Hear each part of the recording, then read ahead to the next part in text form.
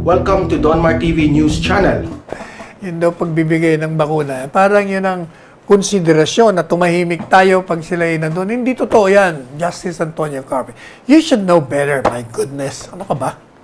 Pwede ba yun? Hindi pwede sa atin yun. Kahit nabigyan tayo ng ilang milyon pa, hindi natin pagpapalit ang ating sovereignty, ang ating sovereign rights. Pag mali sila, kukontrahin natin. Hindi ba? Kaya sabi nga ni Presidente, magkakamatayan tayo. Pag hindi nyo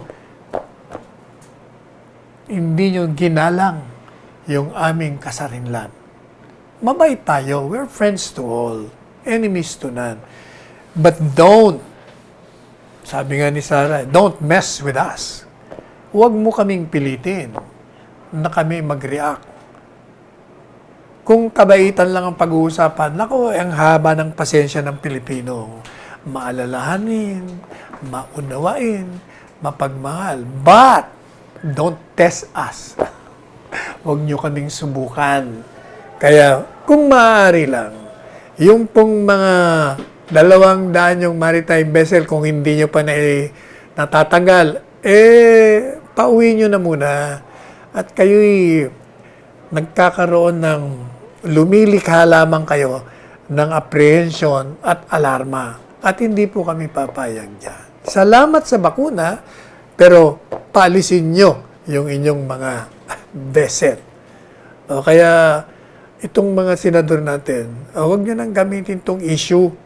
Nakakala nyo, papayag tayo. Kaya si Antonio Carpio, dating Justice, yung si Senador Pangilinan, na sinasabi nila na yan daw ginagawa nilang pagtulong sa atin. Mukhang ito'y kapalit ng militarisasyon at expansion dyan sa West Philippine Sea ng China. Pero alam nyo, yung China, siyempre, kasi ang kanilang posisyon dyan, amin to amin tong lahat. Sabi naman ng Pilipino, ng bansang Pilipinas, ng Vietnam, Malaysia, marami, teka muna, ba't naman napasa inyo lahat yan? Kami rin, meron din dyan.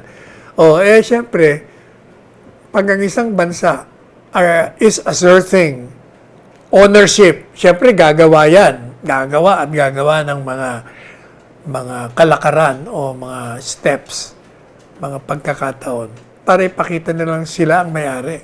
Alam nyo, nababasa ko dyan, yung mga yan, sinusubukan lang tayo. Sumusubok ba? Baka sakaling makalusot Hindi naman sila nakakalusot dahil kinokontra natin Kaya itong mga kaibigan natin sa Senado, wag ko kayong mag-alala. Si Secretary Teddy Boy Locsin, nako, hindi lang mura abutin niya yan. At si Presidente, don't test this President, believe me. Mapapasubo kayo dyan. Kaya, alisin nyo na lang. Alisin nyo na. At kayong mga senador, huwag niyong gamitin tong incident na ito. Hindi tayo papayag na tayo ay mananahimik dahil lang sa binigyan tayo ng bakuna. No way. Tandaan niyo yan. No way. No way we will sacrifice our sovereignty for certain donations of the vaccines. Iba yung bakuna, pasalamat tayo doon. Iba naman yung lalabagin mo ang international law. Sa amin yan Exclusive economic zone yung area kung saan kayo nakadaong ngayon. Kung hindi pa kayo maalis. Kaya dapat umalis na kayo dyan. Ano pa? Sabi rin po ni Senator Dick Gordon, itong ginagawa ninyo, China, is addressing the People's Republic of China. Habang sinasabi nyo kaibigan nyo kami, pero naman, pinapasok nyo naman yung aming exclusive economic zone. Hindi ba? Yan salungat sa pakikipagkaibigan nyo. Paano naman kami maniniwala na friendship and goodwill ang gusto nyo sa amin? Pero, tama naman yung sinasabi ni Senador Gordon. Kasi hindi po ba, nabibida natin sa inyo palagi, na merong tinatawag na Code of Conduct na pinag-aaralan, binubuo, para magkaroon na ng isang regla among the ASEAN nations na napapaloob dyan sa West Philippine Sea, yung mga pinag-aawayan nila. Para meron ng batas, ano ba ang kilos ng mga iba't ibang bansang claimants para hindi tayo nagkakagulo, para mapayapa lamang. O kaya tama naman yung kanyang panawagan sa China, wag naman ganyan. Wag naman. And we join you. Tayo, hindi lang tayo nananawagan. We are demanding the removal of the 200 maritime vessels. Hindi papayag si Presidente Duterte dyan. Hindi rin papayag si Secretary Teddy Boy Locsin. Nako, maniwala kayo. At ang sambay ng Pilipino, hindi papayag. Ano naman itong sinasabi ni Senador Kiko? Ito si Senador Kiko naman. Ito daw si Secretary Duque, kailangan mag-resign na. Ay, naku, matagal na akong tugtugin, sinagot na natin yan. Alam nyo, mas mabuti pa, pakinggan nyo si Mayor Isko. Mayor Isko, gusto niya buwagin. Huwag na, sabi niya, ano namang makukuha natin pag binuwag mo? Simula na naman tayo. Balik na naman, mag-aaral na naman tayo. Kung ano man ang mga kakulangan, hindi sabihin natin at magtulungan tayo na ayusin. Sabi ni Mayor Isko Moreno, tama ho yun. Ito namang si Secretary Duque, talaga namang ginagawa niya ang lahat.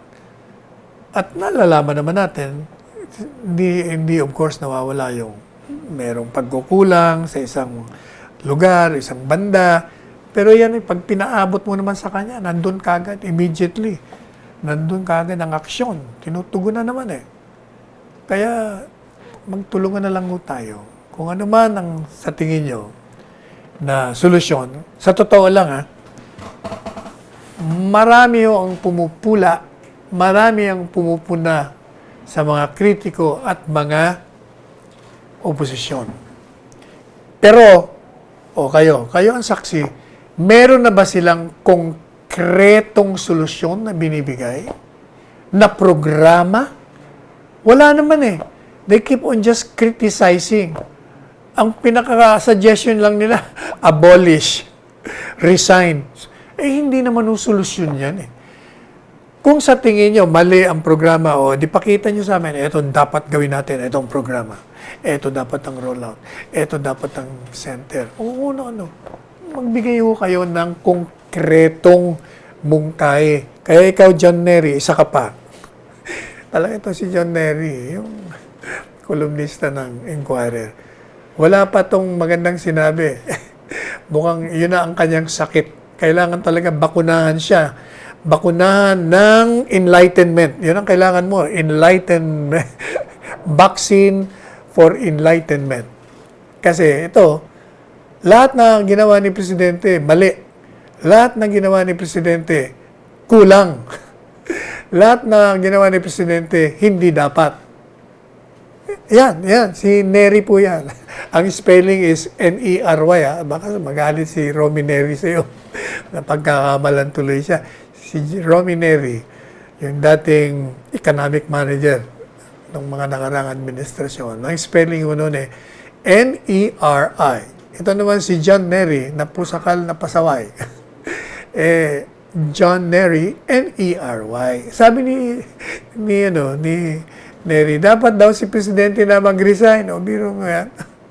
Kasi daw, hindi niya pinare-resign si Secretary Duque. Kung ano-ano mga pinagsasasabi nito.